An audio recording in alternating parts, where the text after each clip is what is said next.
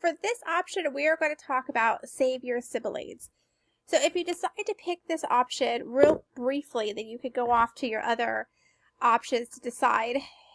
This one is a 2 to 3 paragraph response that discusses the ethical boundaries of artificial insemination in respect to save your siblings. So you will read a couple of things. I have the chapter right here. If you're using the book I have for you guys, it's chapter 8, or it's inside the reproductive technology section. You will read about save your siblings. I also have another document here for you that is really far in depth. This might be something that you might want to just kind of look through the headings and pull out some of the information that would apply to your response. Just kind of educate yourself on it. And then just kind of go from there. So I'm going to go into more depth on this. So if this is an option that you are thinking about, it is talking about IVF specifically towards save your siblings. It is a 2 to 3 paragraph response. So in more detail, what this one is going to focus on specifically is a certain scenario. So let me give you a scenario here.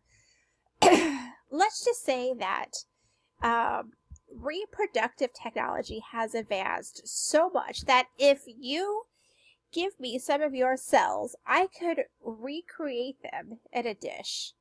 And then I could take that dish of your cells and I could create a version of you that has the blood type that you would need. It has the stem cells that you would need. It has the organs you would need should anything ever happen to you. And when you need those to survive, they're there for you because they were created specifically for your use. So this is the argument against IVF for save your siblings. The argument against it has been that creating a save your sibling, someone who exists purely to save another sibling, is not only selfish, it's unnatural. It is removing the autonomy from that new person and it kind of making them a organ slave to somebody else. Now, that is the argument against it. So my students tend to, this is a very sensitive topic. My students tend to get very passionate with this one. So for this one, I have adjusted it a little over the terms. So for this semester, we're going to break it up into 2 parts to kind of help you formulate what you're thinking about before you get passionate into it. The first part is just your understanding of the topic. It is going to ask you what is a save your sibling. It's like the academic stuff. You know, what is a save your sibling? How would this fit into John Rawls' theory? Spoiler alert, it wouldn't. And then you would discuss how because you're removing the autonomy from the second person, that wouldn't fit into his theories. And then you would discuss how would this exist in your own moral framework. Don't spend a whole lot of time on this section. Try to limit yourself because you're going to have a whole lot of time right here to talk about it in more detail. And then discuss any legislation for your home state or the state that you're currently in that addresses save your siblings. And then just kind of, and then actually I'm going to move this down here to the bottom. So try to keep part one very academic. You're really just kind of demonstrating your knowledge for the topic as an objective onlooker. 2 is now where you start to get your ideas. In this, you are going to discuss this from an ethical, moral point of view.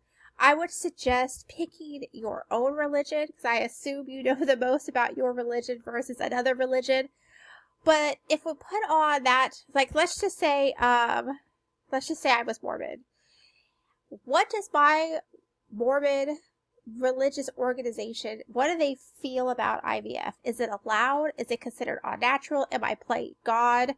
How far am I allowed to use technology to better myself and to extend my life? You know, am I allowed to have, because this could go into other areas. Am I allowed to have vaccines? Am I allowed to have blood transfusion? Am I allowed to fix a broken bone?